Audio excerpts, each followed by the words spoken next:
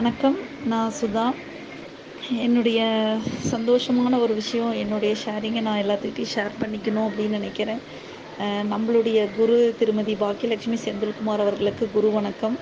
ஒவ்வொரு மாதமும் பார்த்திங்கன்னா, நமக்கு வந்து பௌர்ணமி கூட்டு தியானம் வந்து மேடம் வந்து வச்சிட்ருக்காங்க. ஒவ்வொரு மாதமும் நான் கலந்துட்டு தான் இருக்கேன். அந்த ஒவ்வொரு மாதமும் பார்த்திங்கன்னா, ஒவ்வொரு விதமான ஒரு எக்ஸ்பீரியன்ஸ் கிடைக்கிது. ஒவ்வொரு விதமான ஒரு உணர்தல், ஒரு வைப்ரேஷன்.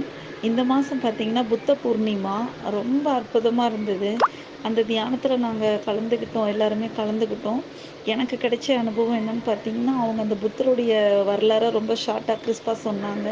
அது அப்படியே உள்வாங்கினதுனால எனக்கு என்ன ஆயிடுச்சுன்னா, நான் வந்து ஒரு மலைப்பிரதேசத்தில உட்காந்துருக்கேன். ஒரு புல் தரையில, என்னோட பக்கத்தில ஒரு சேர்ல புத்தர் ஐயா உட்காந்துருக்காரு. என்னோட தலைய வருடி குடுத்துட்ருக்காரு.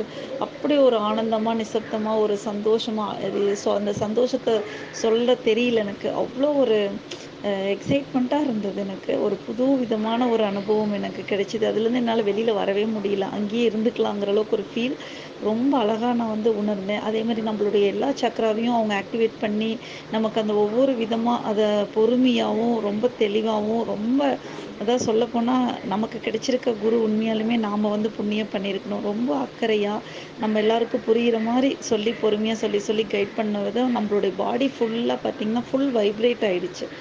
ஃபுல் வைப்ரேட் ஆயிட்டு பார்த்தீங்கன்னா, ஒரு ஒரு நமக்குள்ள ஒரு 10 பேர் இறங்கியிருக்க மாரி அப்படி ஒரு தெம்பு நமக்கு அந்த வைப்ரேஷன் அந்த தியானத்தில எனக்கு கிடைச்சது.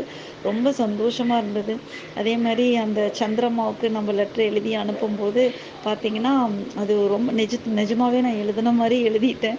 அவங்க பேப்பர்ல எழுதுங்கங்கும்போது எனக்கு கீழ வரைக்கும் வந்து அந்த பேப்பர் டர்ன் பண்ற அளவுக்கு போயிடுச்சு. அந்த மாரி ஒரு உணர்வு பூர்வமா நம்ம நிஜமா ரியலா அத அப்படியே நம்பிக்கையோட நான் எழுதி அந்த பால்ல வச்சு நம்ம குரு சொன்ன மாதிரி நான் அனுப்பிச்சு விட்டேன். எனக்கு அது நடந்த மாதிரியே ஒரு ஃபீல். எனக்கு என்னன்னு தெரியல. அவ்வளோ ஒரு தேஜஸா இருந்தது.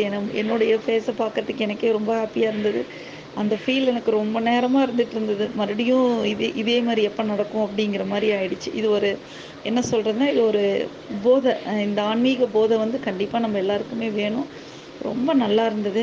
உண்மையாலுமே எனக்கு நெறைய அவங்களுக்கு தேங்க்ஸ் சொல்லணும். ஆனா எவ்வளோ சொன்னாலும் பத்தாது.